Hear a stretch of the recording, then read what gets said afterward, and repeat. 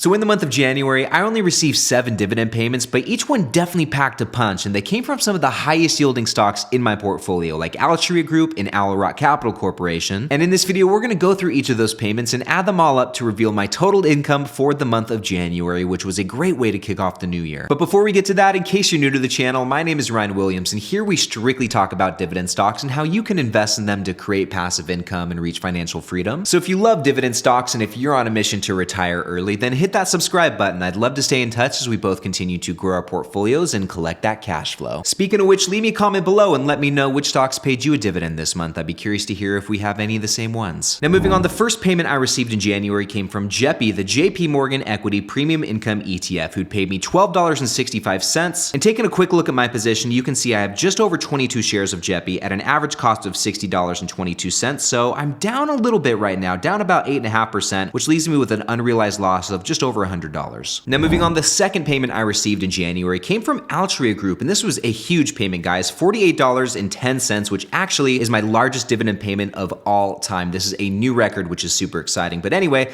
this brings our total so far for the month to $60.75. And while we're on the subject, Altria Group is actually my portfolio's biggest income generator. Every single year, I'm bringing in about $192, and I might have to pick up a few more shares to get this officially over the $200 mark. And you know what? I actually wouldn't mind owning a few more shares of Altria Group, since it is a triple threat in the dividend department. Taking a quick look at their dividend stats, they have a super high dividend yield of 8.4%. They've got a pretty respectable dividend growth rate of 7.7%, and they have an outstanding dividend growth history of 53 straight years, making Altria Group a dividend king. Now diving a bit deeper into my own Altria position, I have just over 51 shares of this company at an average cost that I think is pretty nice, $42.86, and I'm up about 4.6% with this position right now, and I'm seeing a gain of just over $100.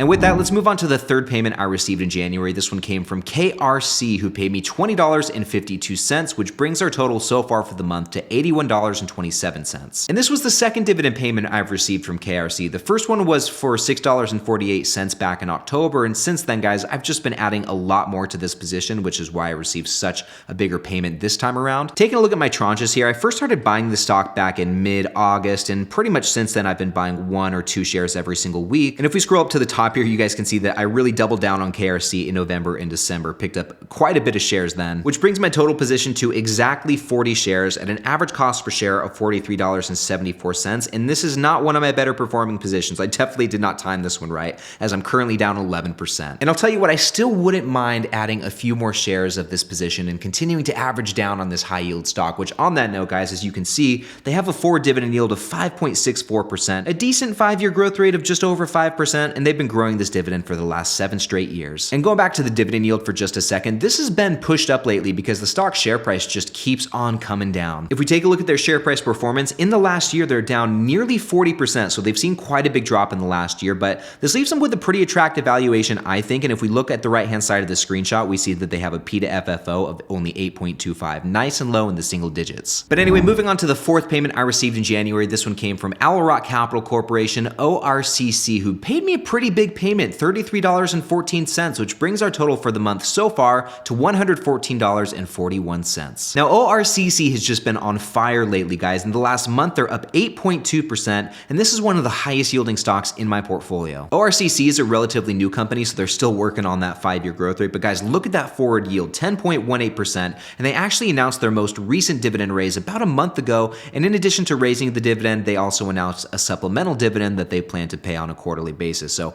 we get another little extra boost there. Now, taking a look at my ORCC position, I have just over 100 shares of this company at an average cost of $13.62, and my position's really not doing too shabby. I'm only down about 5%, which might mean it's a good time for me to average down and pick up some more shares of ORCC. But anyway, moving on to the next payment I received, this one came from WP Carey, who paid me $18.22, which brings our total so far in January to $132.63, and WP Carey has been crushing it in share price lately. In the last month, they're up 5.7%, and if we zoom out across the last year, they've seen a double-digit gain, 11.3%. And WP Carey is also one of the higher yielding stocks in my portfolio, guys. The dividend stats are looking pretty good. They have a yield just over 5%, really not much to speak of in terms of dividend growth, but they have been growing this dividend for the last 9 straight years, which is nice. And now taking a look at my WP Carey position, I have 17.1 shares at an average cost of $69.25, and this is one of my better performing positions. I mean, we saw that in the last year they've been doing really well in share price, but this leaves me with a total gain of 22%. And now guys, next up is Main Street Capital Corporation, who paid me $6.81, which brings our total so far in January to $139.44. And for the first time in a long time, I actually started adding again to my Main Street Capital position and picked up a few shares of this stock in January. Taking a look at my tranches here, I added 6 shares just after the turn of the year on January 5th, and then I added 3 more shares about a week later on January 13th, which brings my total number of shares to 39.2 at an average cost per share of $38.88. And right now I'm about breaking even with Main Street Capital Corporation. But these recent purchases I timed perfectly because Main Street Capital Corporation has had a pretty nice run up in share price in the last month. Just in the last 30 days, this company has gained 6.74%, which is a pretty nice gain. And in the last year, they're still down about 4%. And now guys, this brings us to the last dividend payment I received in January, which came from Realty Income, aka the monthly dividend company, aka the Mona Lisa of dividend stocks, who paid me $9.22. And we'll get to the grand total for the month in just a moment, but showing you my position real quick, I have just over 37 shares of Realty Income at an average cost of $56.58, which leaves me with a gain of just under $400 at 18.77%. But anyway guys, this Realty Income payment brings us to a grand total for the month of $148.66, a great way to kick off 2023. And this month's income represents a 25.82% year-over-year gain compared to this time last year where I only brought in $118.15. And obviously because this is the month of January, this monthly total also gives us our annual total so far for the year. And the crazy thing about this is that just in the first month of the year, I've already brought in more dividend income than I did in the entirety of 2020. I think that's just insane. And now with all of this month's payments behind us, guys, we are going to take a look into the future to see which dividend payments I can expect to receive this upcoming month in February. And to do this, we're going to be taking a look at the dividend long page on my dividend portfolio tracking spreadsheet, which you can start using for free. There is a link to it in the description of this video. But to see which stocks are going to pay us in February 2023, we're actually going to take a look up here at November 2022, because most stocks pay on a quarterly basis. If they paid in November, they should be paying in February as well. And on that note, it looks like AbbVie will be paying us a dividend in February. We'll be getting one from EPD, which is going to be pretty nice for sure. JEPI obviously will be paying us because that's a monthly dividend payer. We'll be getting one from Lowe's, which is going to be awesome. Main Street Capital Corporation, once again, another monthly payer, along with Realty Income. And scrolling over just a little bit, normally ORCC would be paying a dividend, but their schedule's kind of funky and they paid us this month in January, so I don't think we'll get one from them in February. But we will be getting one from Procter & Gamble, which is going to be awesome. Starbucks, that's going to be a nice payment. AT&T, and last but not least, Verizon, a couple more high payments. And with all of these payments in total, Charles Schwab estimates that I'll bring in just over $194 for the month, which is going to be awesome. So February is shaping up to be a killer month of dividend income. And with that, if you're in the market for some cheap dividend stocks, and check out this next video right over here where I'm telling you about 3 of the most deeply